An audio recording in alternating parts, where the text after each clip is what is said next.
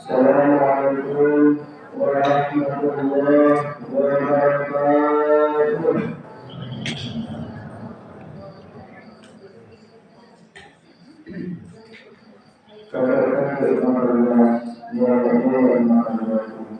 Kalau salam saya berangkat, saya ulangi sekalian. Assalamualaikum warahmatullahi wabarakatuh.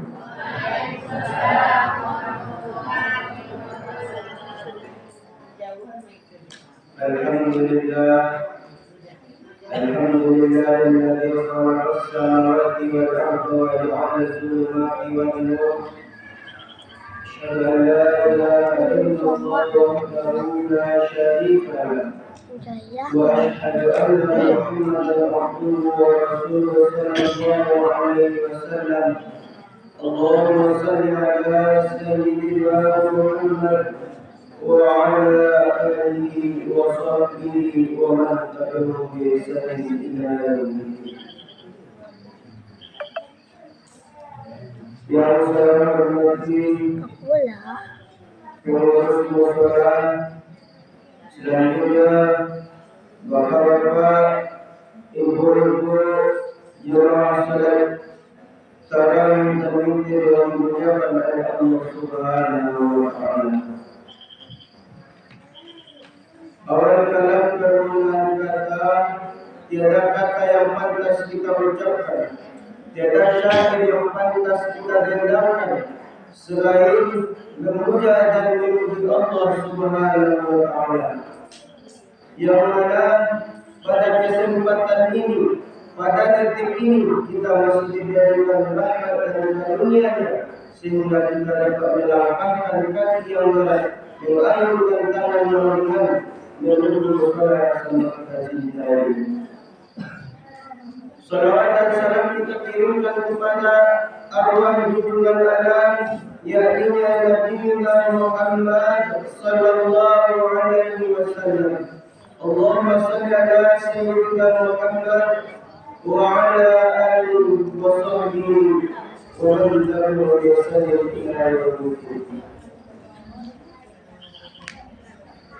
Baiklah bapak-bapak dan ibu-ibu, pada kesempatan ini saya tidak akan memperpanjangkan kata-kata mukadimah. Langsung saja kita beri pembicarakan agama kita pada malam hari ini yang berjudul sebab Allah mewajibkan kepada kita puasa di bulan Ramadan. Allah Subhanahu wa Ta'ala mewajibkan kepada kita untuk berpuasa di bulan suci Ramadan. Kata Allah di dalam Al-Quran surat Al-Baqarah ayat 183, kata Allah, A'udzu billahi minasy syaithanir rajim. Bismillahirrahmanirrahim. Ya ayyuhalladzina amanu kutiba 'alaikumus shiyam kama kutiba 'alal ladzina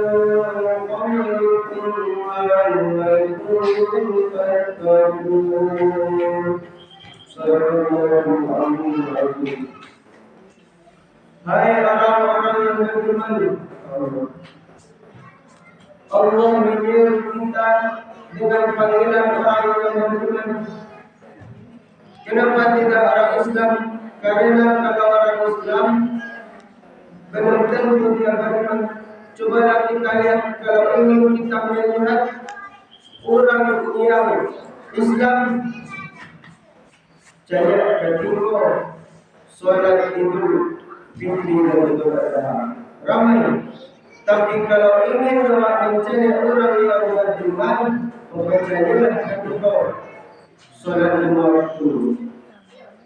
Makanya di ayat itu Allah katakan, hai orang-orang yang beriman, diwajibkan atas kamu berpuasa sebagaimana diwajibkan atas orang sebelum kamu. Makanya di akhir ayat Allah katakan agar apa? La'allakum tattaqun, agar kamu bertakwa. Oleh karena itu Bapak-bapak dan Ibu-ibu, tentu kita harus tahu sebab Allah mewajibkan puasa kepada kita. Tentu kita harus tahu. La tahu dulu sebab Allah mewajibkan puasa kepada kita. Tahu Bapak-bapak bahwa di dalam kitab Surat An-Nasr bahwa ketika Allah Subhanahu wa Ta'ala telah selesai menciptakan akal dan nafsu, sebelum Allah ingin menitipkan atau sebelum Allah memasukkan ke dalam diri Nabi Adam alaihissalam, maka Allah uji dulu. Allah tanya dulu akal dan nafsu itu. Juga Allah telah menjadikan akal. Allah berkata kepada akal, hai akal, coba engkau terangkan siapakah aku dan siapakah engkau. Kemudian akal menjawab, aku adalah hamba-Mu, engkau adalah Tuhan-Ku. Kemudian Allah memerintahkan akal, ayakal, mintalah kepadaku. Kemudian akal meminta kepada Allah. Allah berfirman lagi, ayakal, memintalah kepadaku. Kemudian akal memintakan. Akal itu sama cepat dulu atas perintah Allah Subhanahu wa Ta'ala. Kemudian Allah berfirman kepada akal, wahai akal, ketahuilah oleh engkau, aku jadikan engkau lebih mulia, lebih baik daripada segala orang yang aku ciptakan. Kemudian Allah ciptakan pula nafsu. Wahai nafsu, cuma engkau terangkan kepada aku, siapakah engkau dan siapakah aku. Kemudian nafsu menjawab dengan tahu, ana anta wa anta. Adan wa awam. Itulah kata nafsu. Maka mendengar kata nafsu yang menentangnya kepada Allah, yang sama kacau dengan Allah, maka Allah campakkan beberapa saudara-saudara nafsu tadi ke dalam neraka. Maralah moyang Allah campakkan ke dalam neraka selalu satu tahun. Tindak kedua, nafsu aniyah saja tidak ada berkomentar kepada Allah. Kalau orang dirikan beberapa ayat itu, sahaya di akhirat itu, maka serbuka dunia itu adalah boleh di akhirat. Kemudian setelah sampai 100 tahun kemudian Allah mengeluarkan nafsu, kemudian bertanya lagi, hai nafsu, coba engkau terangkan kepada aku, siapakah aku dan siapakah engkau. Kemudian nafsu menjawab, adalah engkau, saya engkau. Kemudian Allah masukkan lagi ke dalam, Allah berikan siksaan berupa dingin, tidak turut-turut. Kalau kita di dalam ruangan yang basah ada suhu kadar suhu. Kalau di Malaysia atau negeri yang sangat dingin ada suhu. Tapi Allah siksa nafsu tadi berupa dingin yang tidak tahu berat bara kata tinggi. Bara Allah siksa salam. Kemudian itu lah sampai 100 tahun kemudian dikeluarkan oleh Allah. Kemudian Allah kembali menanyakan, hai nafsu, siapakah aku dan siapakah engkau? Kemudian nafsu menjawab, engkau aku. Kemudian Allah siksa lagi nafsu berupa Allah tidak kasih makan dan tidak kasih minum selama 100 tahun. Setelah itu selesai 100 tahun, kemudian Allah kembali tanya, hai nafsu, siapakah engkau dan siapakah aku? Kemudian barulah nafsu mengakui dirinya yang tidak.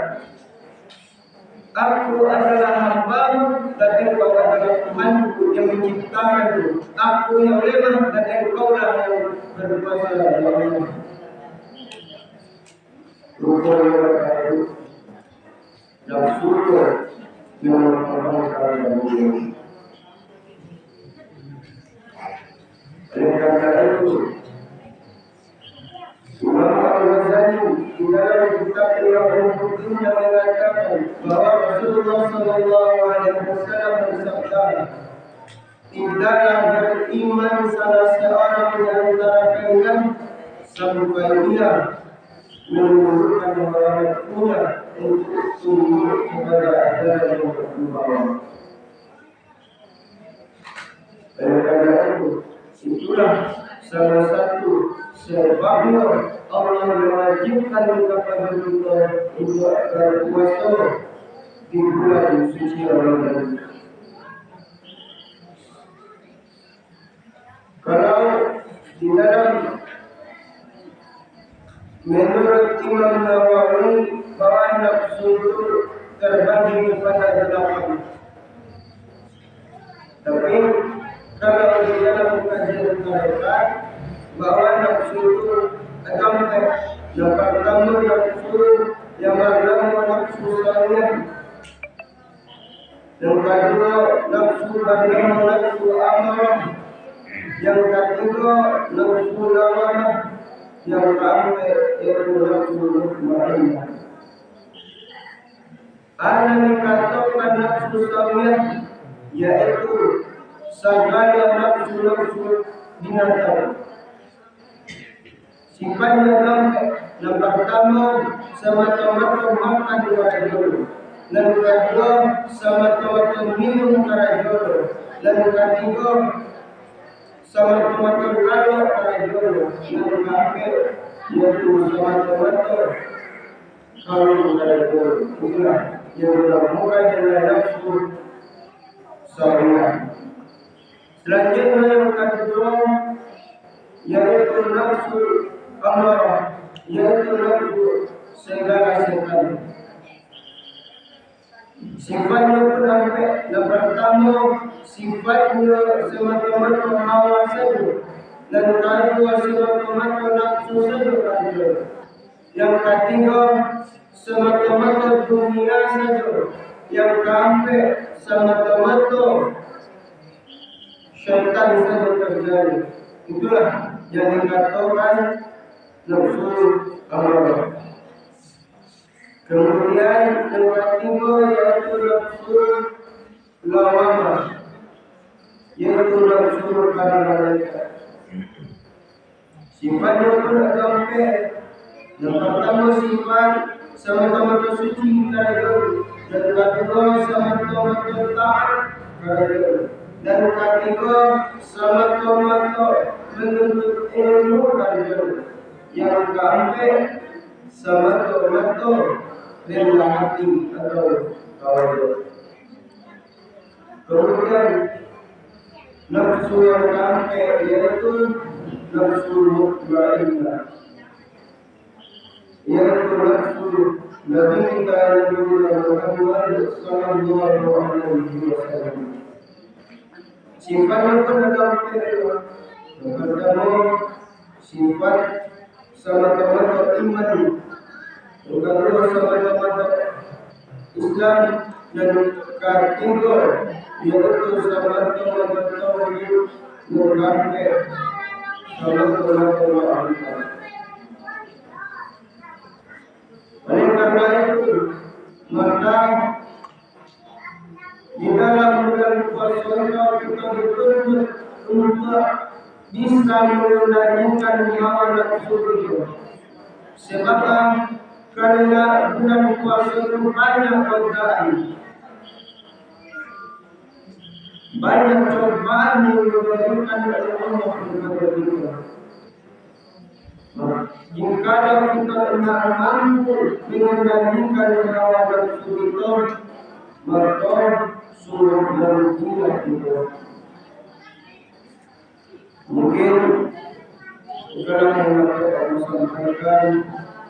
Terima kasih atas segala perhatian. Mohon maaf bila ada kesalahan dan kekurangan. Kaisar yang saya diupas oleh bukan cara waktu dan singkat, tapi sebagai cara untuk melakukan hubungan mulai bisa. Assalamualaikum warahmatullahi wabarakatuh.